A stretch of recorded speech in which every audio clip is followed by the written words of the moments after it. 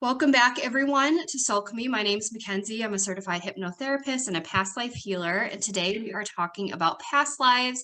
This is the Love Edition since it's February and it's the Valentine's Day month. I hope, did everyone have a good Valentine's Day?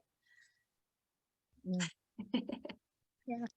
I get some nods, All right, so we're going to talk a little bit about how our love relationships are connected to past lives. But it's funny because I don't think anyone I channeled today, it ended up being like what you would think it looks like. It's all been like related to this, related to that. Like Karina, I didn't even get a single past life from you because Spirit was like, no, we're not doing that today. I'm like, oh, okay.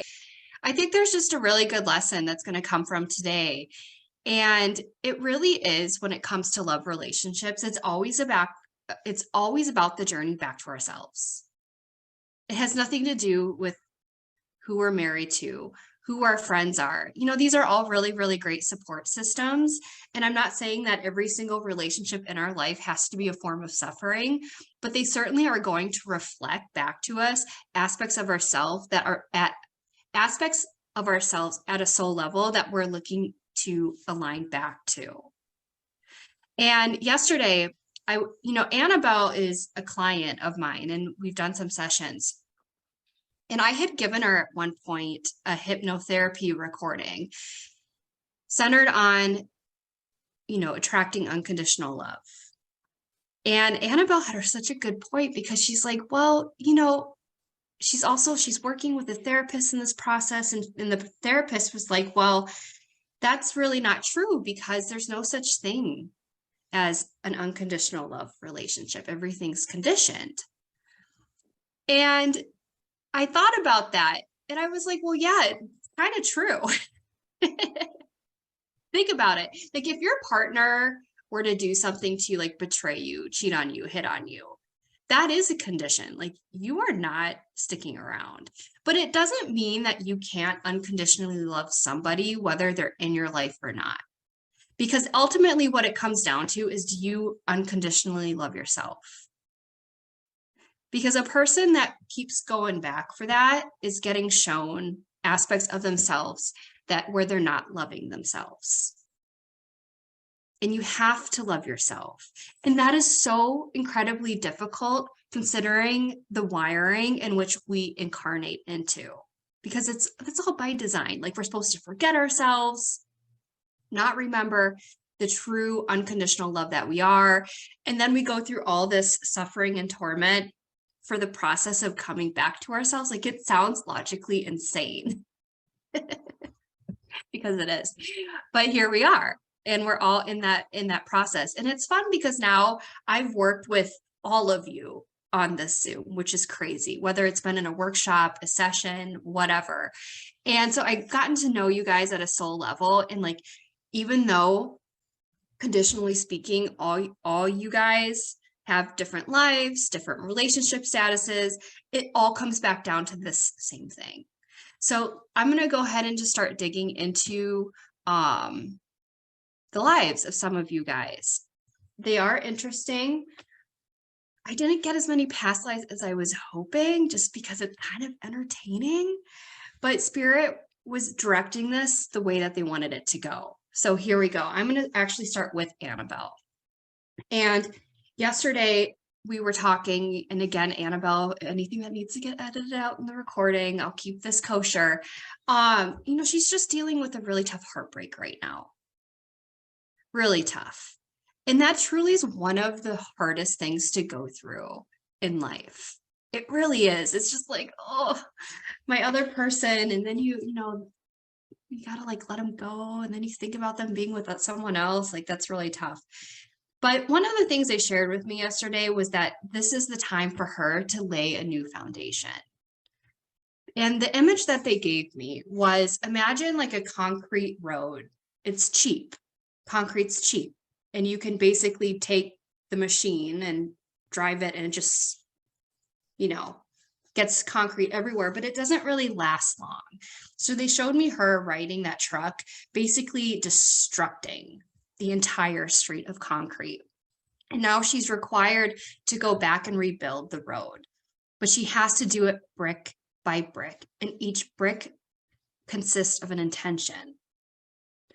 And they were clear. They're like, it's tedious what she has to do now, because she's got to move out of this space where people make decisions for her, which leads into the past life that I was seeing, which is also trending with some of these past lives I've seen with her before, is that she has come in and out of this earth plane experiencing privilege, experiencing wealth, money, where other people make the decisions for her, if that makes sense. So like, you're going to marry this person, you're going to sacrifice yourself for this. There was never really an opportunity for her to truly make decisions that she wanted.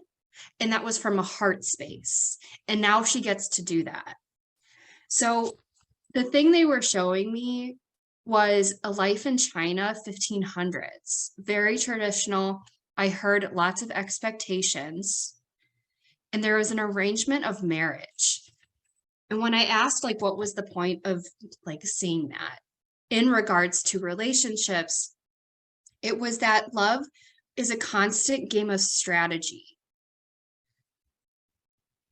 Sorry, I write so fast when it comes through and I can never read. She is never known to be anything, or she's never known love to be anything other than a game of chess.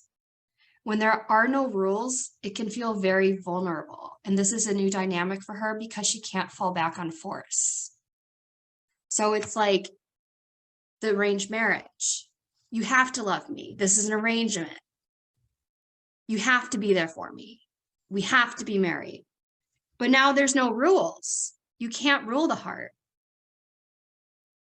And it's hard then when you want that, but you can't force it. It's like the match has to come in from the heart space, and that's vulnerable and scary. So I hope that makes sense. And so she said she's really going to have to feel it and go through it right now. This is a learning curve. She has had some lives with heart-centered relationships, like soulmate relationships, but not many. So I thought that was kind of cool. So do you have any questions, Annabelle, about that?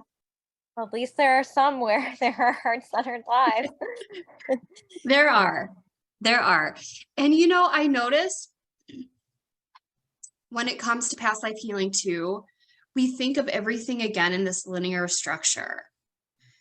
Like boom, boom, boom, boom, boom. But really what's happening is, what I'm noticing is like there's a specific theme that gets played out, and it's kind of like all over the place. And it's not just in a linear time, but it is in like, we'll be clearing something from like 5,000 BC in an area that we don't even have on record, that we don't have in current human memory, but that civilization existed. And that will all come up at one time. Those paradigms, that time, dimension, space, anything that people are holding onto there comes out at one time, which is weird. And then even like other planets and stuff. But the programs tend to be alike. So even though right now you, Annabelle, are basically plugged into these different past lives and dimensions, or wherever is like what your consciousness wants to clear, it's centered around one theme. But you can have another Annabelle dimension where it's like your entire theme is heart-centered relationships. Maybe not on Earth, but like somewhere. Because Shannon, you are definitely going through it right now. You are releasing the unfun stuff, but I'm going to get to you at the end because it's heavy. I was like, oh God, she is like going full throttle. Okay, we'll get there. Okay, Melissa. Boundaries and blocks in relationships. So tell me about this. Oh boy. This isn't just love relationships. I think now that I'm getting older, it's gotten much better, but well, I tend to put people close to me ahead of, as soon as I find out there's a need, I just go take care of it. It's like I forget about everything else in my life, even if it's something I really should be doing, and it just all disappears. And then I don't know. I know I'm trying to figure out how to balance my life so that I can focus on my loved ones and still maintain relationships, but also um, get other things. I have a lot of other goals that I need to do, and I have an issue. I've had an issue with my husband where, I was writing a book at one point, and because of all the time I was spending on it, he felt neglected. It's just things like that. Over time, there's been this issue. So, Okay. and friendships too. I find that I tend to have intense relationships. So then but I still need time alone and to follow kind of the squirrel, because I have that kind of personality, and it's anyway, just trying to balance relationships and communicate needs and things like that. You know, Right. none of it makes sense. Right. But I think a lot of us struggle with that too, which I'm going to talk about at the very end of this, because, we are conditioned just from society, from like where things are at now, to always put other people first. Hmm. So we constantly sacrifice ourselves. And it's time to change the paradigm on that because we are entering a new time. And Well, so, that's been happening, and it's yeah, it's pulling feathers. So, yeah, it is. It uh, is pulling feathers. But it's fine. Like, I mean, yeah. so like there are feathers that need to be ruffled right now in a lot of different aspects of life, like our systems, the male female relationship needs to change, everything. And we're Mhm. getting turned upside down. And COVID was definitely like the real like kick in the butt for everyone. But that's a different conversation. But what I was hearing was you are a light worker. Mm. Did you know that? No, but I feel a shift, and I feel this intense need to move forward on some things in a in an education um capacity online, and I've been just very intensely thinking about it. It's way too much to get into because I'll take too much time, but um it's almost just overtaking my mind right now. And um it just it feels like right now people are coming to me where these conversations are just coming up naturally, and people are finally. I've been the weirdo for years. I was a lot of things that people decided that was a good idea, after they had time to go home and research stuff, during COVID. I was like, yeah, yeah, I know. In 2002 I was telling people that, and they were telling me I was crazy. So it's I've always felt very, very odd and weird. People always kind of, either two things would happen: either their eyes would glaze over at stuff I was saying, or they would roll their eyes and just like, or like, she's quirky. So now I'm Yeah, having these conversations with people, and they're like, wow, yeah, that's true, yeah, or wow, that's so interesting. They're listening. right. And they went down this rabbit hole over here. Anyway, that's my I Y- feel it. I feel it. Yeah, I would love for you. I would just want to sit in on a session of you working with Kristen. I don't know if you were in on that workshop. She works with me inside No, I Alchemist. missed it, and I was so bummed. I can't remember what happened, but She's so good. I mean, she brings out like if you really want to know who you are and go to like the weird, weird, weird levels, oh, yes, I love the weird. that's Kristen because Yeah. she brings in like Mary Magdalene, aliens, like she's got them all. Oh, And wow. they'll sit there and they just tell you everything. And and this is actually related to love, which is why I'm going to tell this story real quick because Yeah. she was her gifts open up and she went through some program to how to like really conduct a session. And a friend had introduced me and said, "Hey, she wants to practice and you're like open to this stuff. Can you be her little guinea pig?" I was like, "Yeah, why not?" So we get on a Zoom and she's like, "Well, what do you want to talk about?" I'm like, "I don't know. I like do so much healing work. Like, Yeah. whatever. What do they want to Yeah. talk about?" Yeah. And Spirit was like, okay, Mac, it is time to work on your marriage. And I'm like, oh no, because we were like so good at just sweeping stuff under the rug. And I'm like, all right, what do you got for me? And like, oh my God, they were almost so brutal. Like I was bawling at the end of it. And they're like, you have got to start dealing with this.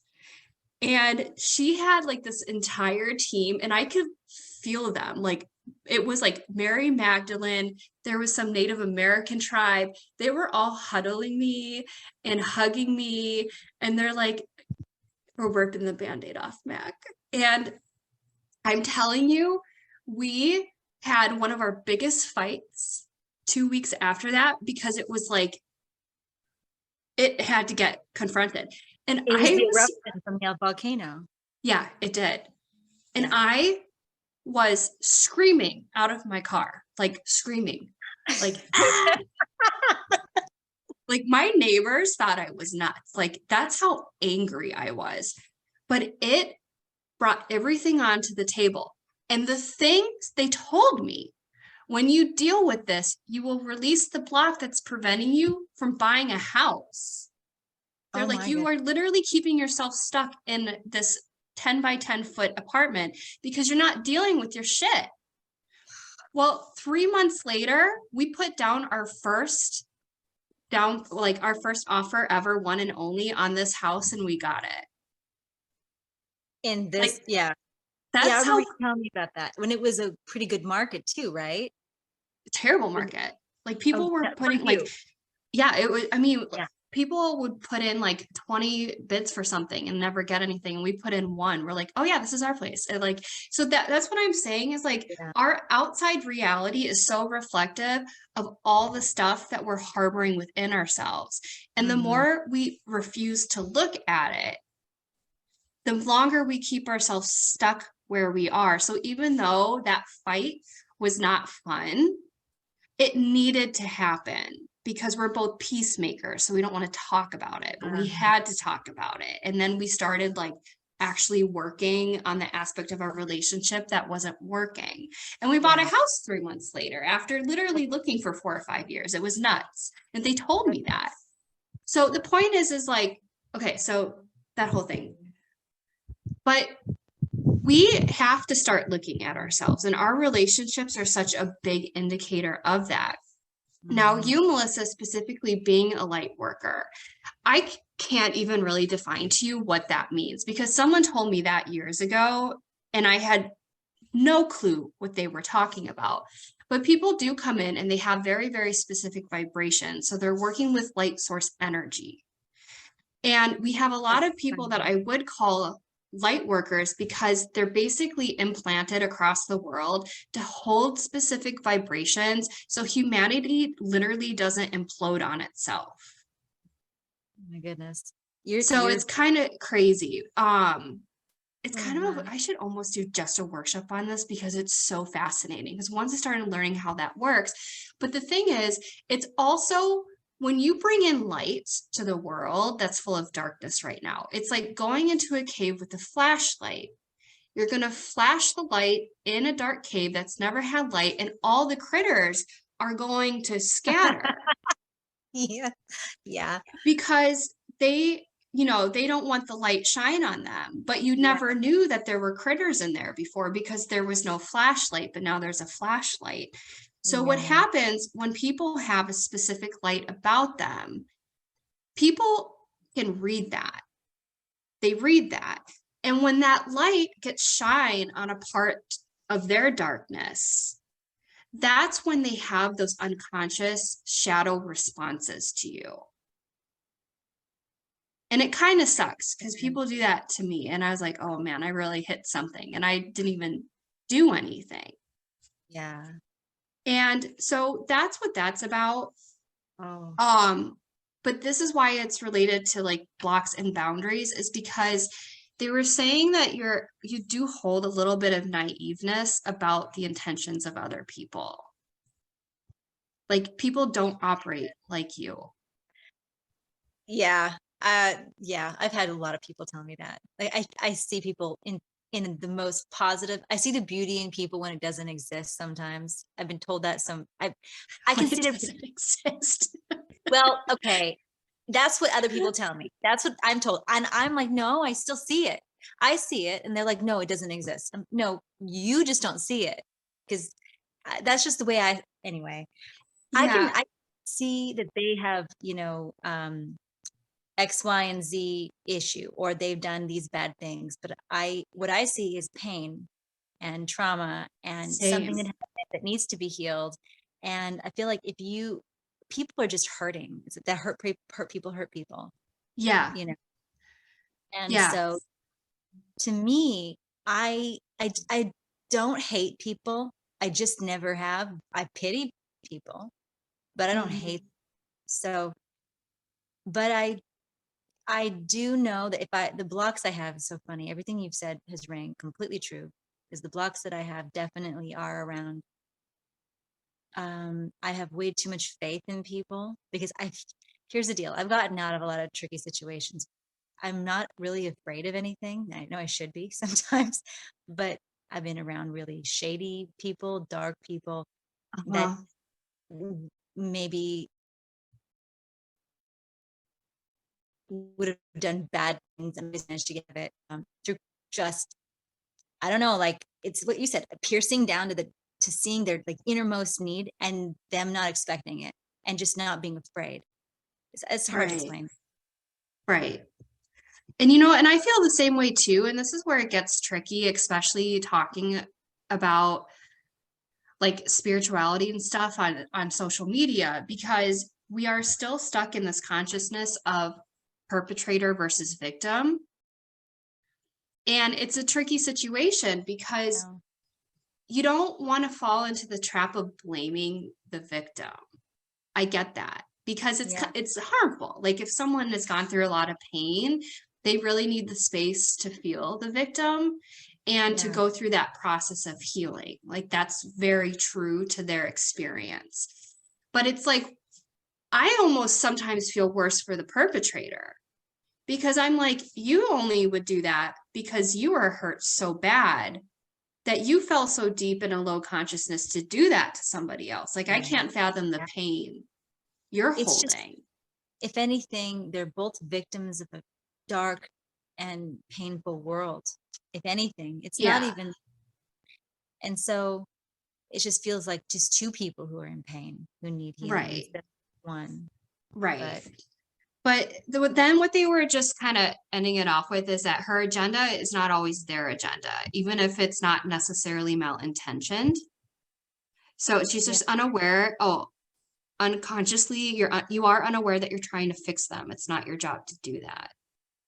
yeah, Um, and then because I wasn't like getting like too many past lives up to this point, like this is past life workshop. I'm like, just okay. give me a life that something here. And they gave me a past life, current husband, Europe. You guys had a farm, 1400s. And you guys were both healers in this lifetime. You would help feed the needy. So you had a farm of cows, and you constantly would feed the people coming through. Like you would never deny anyone food or milk. But Uh, the power, okay, so then I asked what was like the point of that. The power of small actions and good deeds keeps humanity on its feet. And this goes to the cow's milk. You have to fill your cup first before you can fill others. So you always fed yourself first in that life. So just okay. kind of remember that. That's so interesting. And you said it was my husband also. Yeah. That makes sense. That's Yeah. interesting. Okay. Thank you. You're welcome. All right, Karina. So I tried channeling you last night, and I was so tired and I wasn't getting any past lives, and I figured I was tired, and then I tried again and it was still no. And then I asked, I'm like, wait, do you just not, I had a feeling they didn't want me to see past lives on you, and they confirmed that. They're like, that's just not useful right now. Okay, so this is kind of a funny one. I'm just gonna take you down the path. Okay, so they showed me a baby chick hatching, and they call this is the process of like the life of a baby chick. So here we go. It's good. Okay.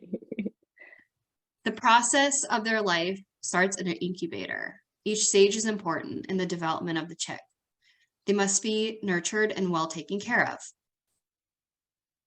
Basically, in order for these baby chicks to grow into like healthy chickens, combining all the elements of the earth, sunlight for warmth, correct airflow, and water. Otherwise, they will never reach the mature age for reproduction. Right now, she needs to treat herself like a baby chick. What are her needs? What areas could use some tenderness? Read the earth energy around you. Ground your body into the present and tend to the needs of the body.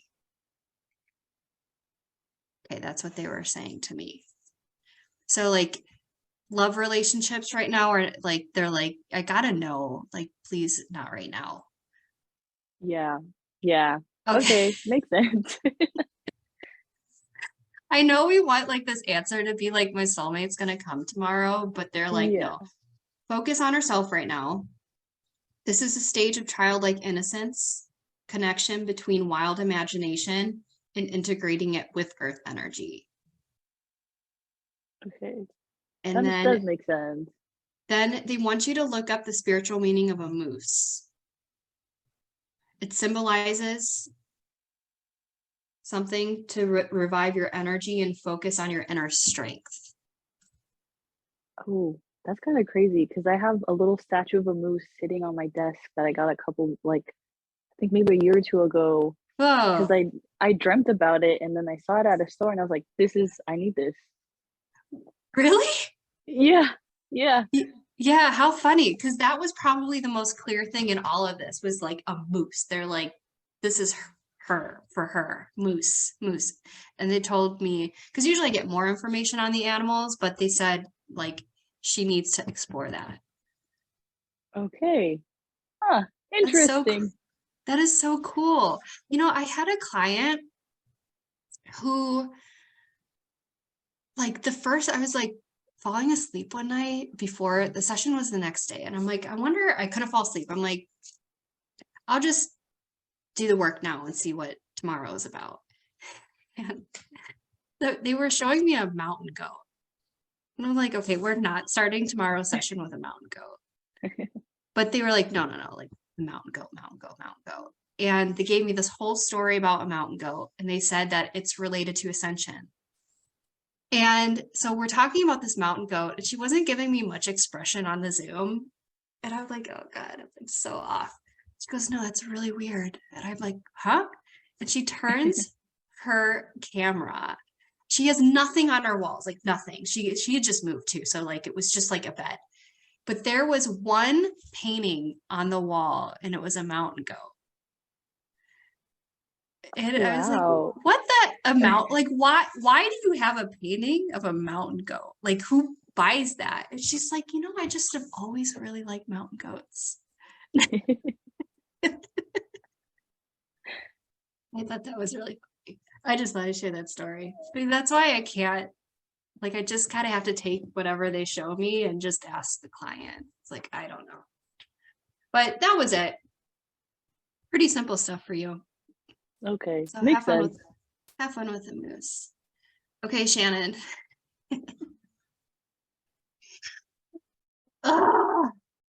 Shannon, like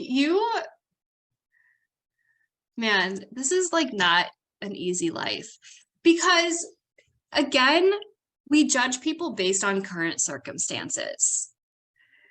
But sometimes what is required is that we do incarnate where we have all the outside stuff taken care for us. But it doesn't mean that like we're not dealing with some major turmoils, is my point. Because sometimes we need kind of almost like the safety and the structure of a Western world. I hope I'm like making this make sense. We need the safety and structure and systems in place so we can internally deal with all the stuff from our past lives. because there comes a point where we just need to release all of it. And I kind of feel like you are going through that now. It's like you've kind of reached your limit of the nasty stuff, and it's like clearing out.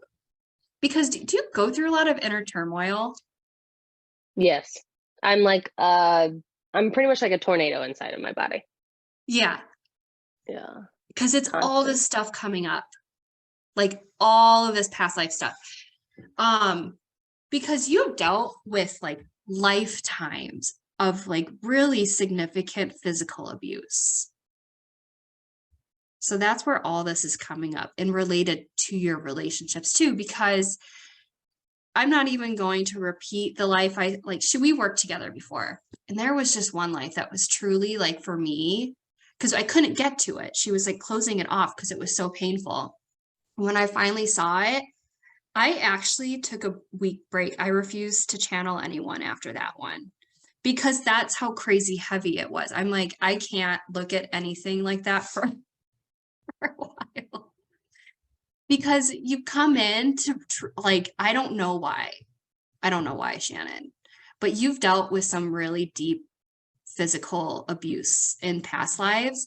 And now it's all coming up because the pattern and subconscious belief system that was created was men will hurt me.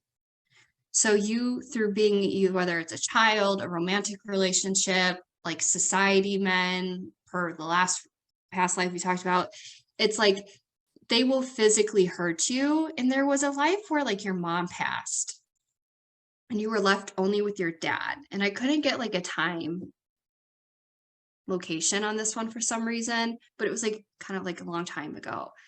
But you guys would just kind of travel from town to town. There was no stability like at all.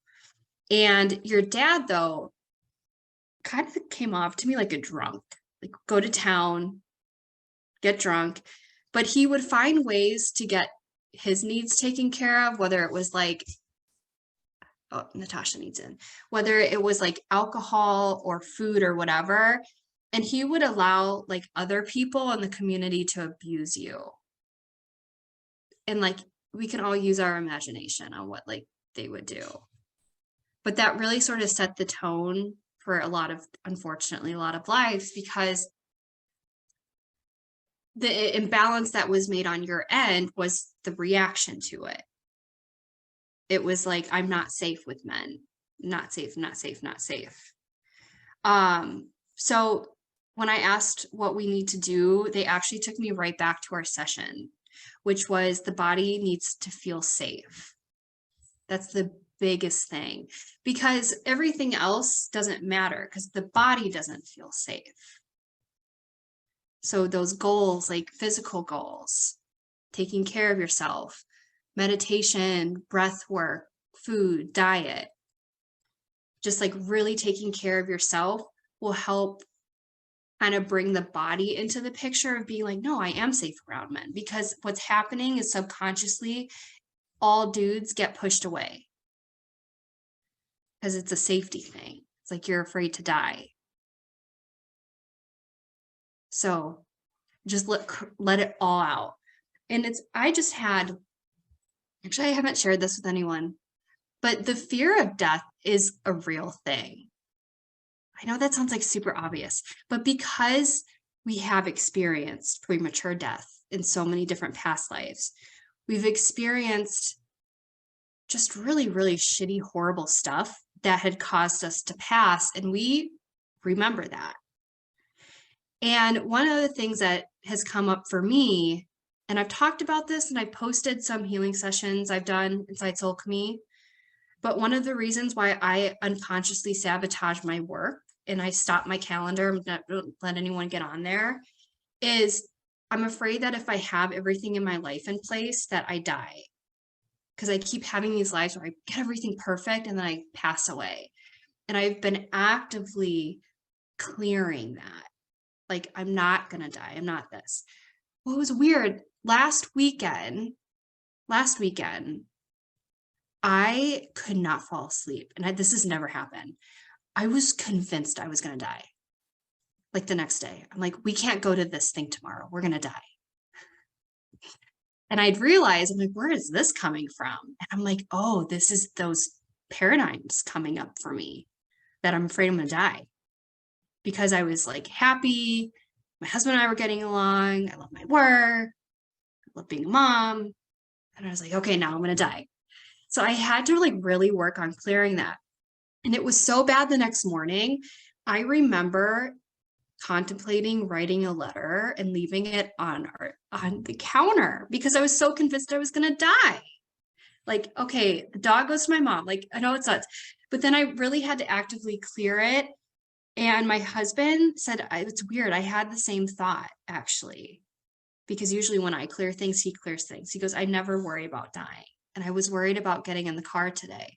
So I don't know how much that was kind of like an intuitive nudge we were picking up on. I think it was more of like the program of us releasing it. So the reason why I'm saying that is like, it's like for you, Shannon, there is a level of like not safety equating to death when it comes to trusting men. So in the body's reacting to it for some reason so much. So work on the body. And that will, and then, we'll see where we are in a little bit. Okay. And see what Thank the next you. step is. Makes so much sense. Like I felt it in my body. Like I felt very emotional because I felt the trauma, from obviously past lives that have came into this one. And currently I have been avoiding some grief of losing, a partner recently. And it makes so much sense because I try to just tuck it down, but it's definitely coming up. So thank you for saying that. Yeah.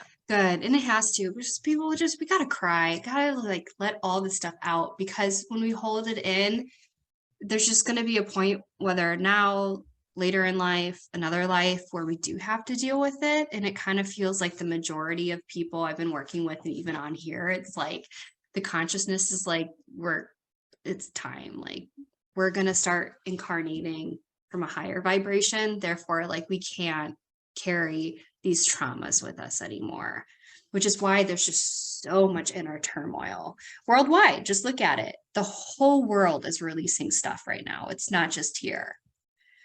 So it sucks, but it's like someone just put a post. It was really good. It was like, the world isn't getting darker. We're just purging toxicity right now.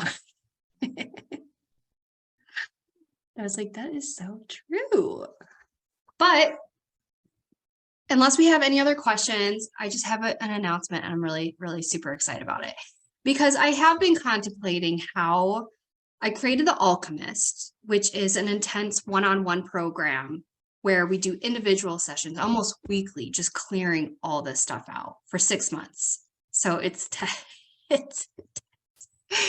but it's fun. But I've been trying to think, okay, well, I have the Solchemy platform. What can I do in the middle where we can still do healing work, but it just gives people a better opportunity financially to get their hands on this work that's not Alchemist. And one of the things that kept coming up between all my clients are just these incredible low vibrational patterns of self-esteem. There's a lot of self-esteem, self-sabotage. And when I ask people, like, what do you want? The biggest piece of feedback I get is they're looking to make an impact on the world. And they want to live in their life purpose. But the problem is they're so busy putting out fires all the time. Like, how are you going to do that? And just through my own healing and just observing all my clients, I decided to create kind of an in the middle here. So let me share my screen. So it's called Unleash Your Inner Baddie, or Your Inner Baddie Unleashed. I'm sorry. Here we go. There we go. Okay, so I'm really excited because here's the problem is we mask ourselves. And Melissa, this is you to a T, because we put everyone's needs above our own. Always. And the problem with that is that it keeps us in this lower vibrational state because that's not our highest blueprint. But the world is coming to a new place. Remember I said the flashlight in the cave and all the stuff's coming out? In order for us to really step into our highest potential for impact, we have to be in our highest blueprint, which means that we put ourselves first.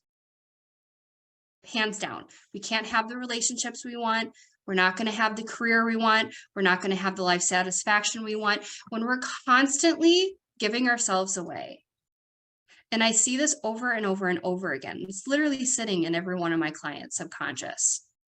So here's what we're going to do. We're going to dismantle the good girl. I'm tired of being a good girl. Because I'm afraid sometimes of truly speaking my truth because of those unconscious reactions to people. So the good girl feels shame in how she really expresses herself. She glamorizes the struggle. She distrusts her intuition. She apologizes for people's unhealed shit. You see that all over social media. Someone gets triggered and you're like, oh my God, I'm so sorry. But the truth is, like, I'm not really that sorry. I'm not trying to be mean, but I'm really trying to point out some real truths here that you say you want that, but clearly you don't because you're so stuck in victim. And I'm not trying to be mean, but there's some things like we all have an inner truth that wants to be unleashed. So here's the deal. Let me give you a little something. And this changed my life when I was presented to this idea. And I really had contemplated this. And I'm like, this is so true. Because in our current consciousness, we are operating out of a space where we believe that in order to be who we want to be, we have to have. Once we have it, we can do it, and then we can be. But that's not the truth. That's not the energetic truth of how this works. If we truly want what we want, then we have to be that. We put in the required actions and the haves come to fruition. And that equals badass. But the reason why that's so hard and why people love to project that we have to have is that it puts off the healing work and the responsibility of looking at ourselves. And once we look at ourselves and we embody who we truly want to be, the outer starts coming into place. So how do we come to be? It's by, again, unwinding and unconditioning the good girl.